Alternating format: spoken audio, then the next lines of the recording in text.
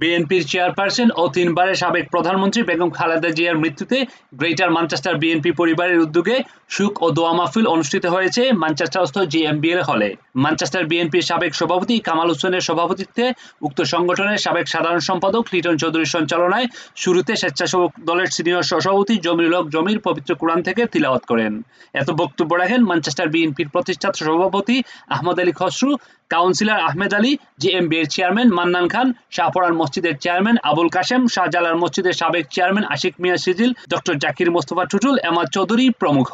বক্তাগণ বেগম খালেদা জিয়ার রাজনৈতিক অবদান, গণতন্ত্র পুনরুদ্ধারে তার ভূমিকা, দেশ ও জাতির প্রতি তার ত্যাগের কথা স্মরণ করে দেশবাসীর কাছে দোয়া কামনা করেন। বিএনপির প্রতিষ্ঠাতা শহীদ জিয়াউর রহমান ও খালেদা জিয়ার আদর্শ ধারণ করে তারেক রহমানের নেতৃত্বে নেতাকর্মীদের এগিয়ে যাওয়ার আহ্বান করেন বক্তারা। বেগম জিয়ার আত্মার মাগফিরাত কামনা করে দোয়া পরিচালনা করেন ফারুক আহমদ।